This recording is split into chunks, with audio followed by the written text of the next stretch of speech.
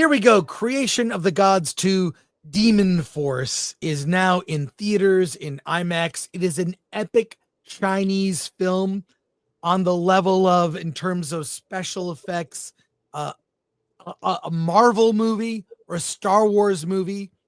It is based on a 16th century fantasy novel about gods that have superpowers. I would compare it to the Eternals, but a more successful version of the Eternals.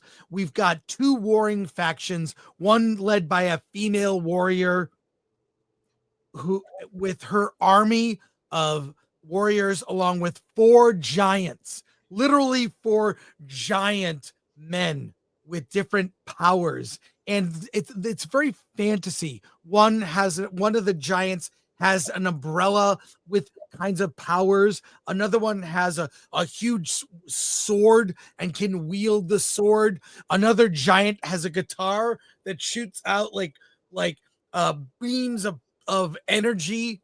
It's the most wild thing, as I'm telling you, the powers that these immortals have. We have the gods. It has almost a Clash of the Titans feel, because the gods are looking down on the humans, and you see the spiritual ancestors sort of looking at the events of men, and it's phenomenal. I saw the first movie, Creation of the Gods, the first one, which was called Creation of the Gods 1 Kingdom of Storms. It had a post-credit scene. That's why I kind of compare it to Marvel. And this one has the Creation of the Gods 2 Demon Force has 3 post-credit scenes. And they tell you at the beginning of the credits, which are long, by the way, there are 3 post-credit scenes. Don't leave. So there will be a third one. I didn't understand half of what was going on. I couldn't keep track of. There's a lot of characters. Yeah. The main thing is there's a warrior who is now a spirit, and there's a woman who is a female warrior who she has different powers. It's fantasy. It's literally like a Lord of the Rings type epic met sort of, combined with Marvel heroes with superpowers in a tale from the past. I really love this film. I saw it in IMAX. They're doing IMAX screenings. It's limited release, by the way, limited.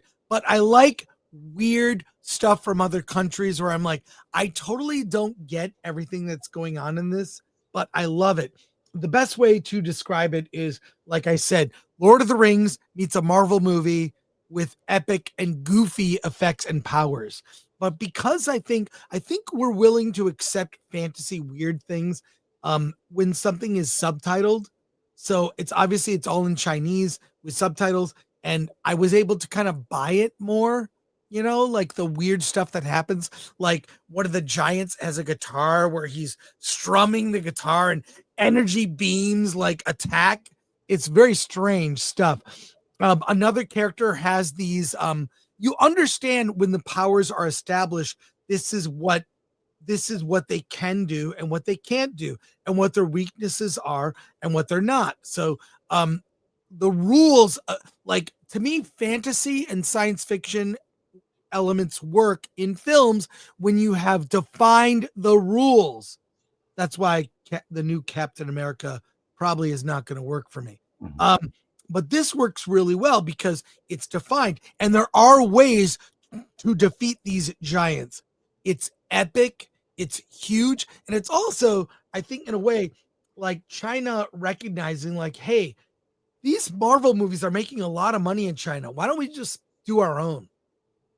So I gotta say, I recommend it. It's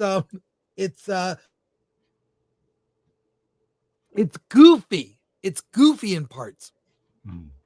But it's so over the top, it's believable, mainly because of the 2 leads. Jifa. What's that? These 2 on the bottom? There's Yin Zhao and Jifa. And then there's this other character that was more featured in the first movie, Consort Su Jiaji, who's kind of this evil manipulative She's a consort that is manipulating things. Dude, I'm tired. I'm coughing. Weird. So I did get this cup of coffee here. Yeah. But it's very uneasy to understand like who these iconic characters represent. And it is nonstop action, nonstop. And it's very surprising. Almost, I would say, elements of Raiders of the Lost Ark, where like, oh, that's clever, like very clever. The gods are not like be all end all Deus ex machina fixing things. They have superpowers, but everyone has flaws. I loved it. Watch the trailer for this. We'd watch it, but we'll get copyright struck. Yeah. But I thoroughly enjoyed it. It's currently like what 6.7 on IMDb. I kind of disagree with that. I think it's a little better than that, but it's my favorite movie I've seen in January because it's so wild. You just never believe this would exist. And it is really simple kind of archetypes, the princess, the king, the hero, the warrior, and then mixed in with all these factions, coming up against each other are gods with superpowers. So they didn't have the word superhero back then when the fantasy novel was written in the 16th century. Do you believe it? It's amazing. So they were gods, but they're basically superheroes. One is this young boy who has these rings on his the bottom of his feet, which turn into like these propulsion fire. So he doesn't fly, he like walks, but he has jet propulsion.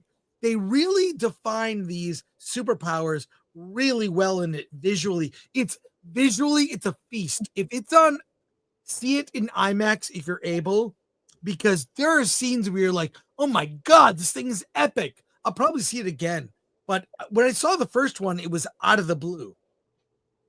And I thought, well, this is weird. Didn't realize it's an entire series and there's a third movie coming.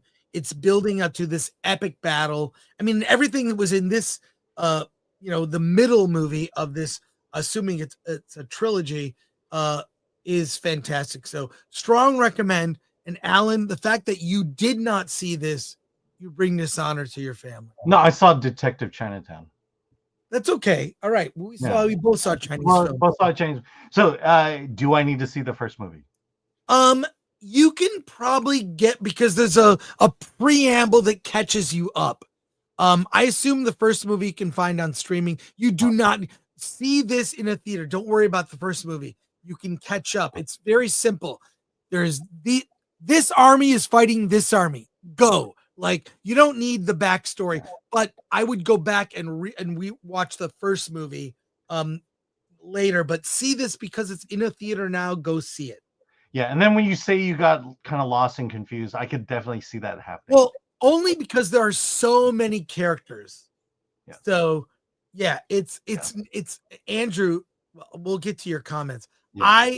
I doesn't matter. I'm like, look, I'm sure that Chinese people watch Lord of the Rings and say, well, there's a lot of white people in this movie, a lot of characters. It's okay. I'm not turned off. There are clearly characters they're focusing on more. That's all you need. And I like something that's kind of challenging. Yeah, there are a lot of white people with long blonde hair. Yeah, no, but look, I'm just saying, I when I say a lot of characters, I mean I can't pronounce their names. Yeah. Keeping track. The issue for me is keeping track of characters. Well, that's not as bad because they have attributes.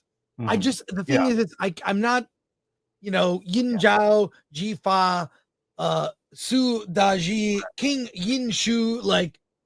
Yeah, well, that's why superheroes wear costumes. Right. You differentiate them, and you can get what their powers are. Anyways, how long is it? Well, the running time is a little it's over 2.5 hours, 2.5 hours, 2:24, 2 hours and 24 minutes.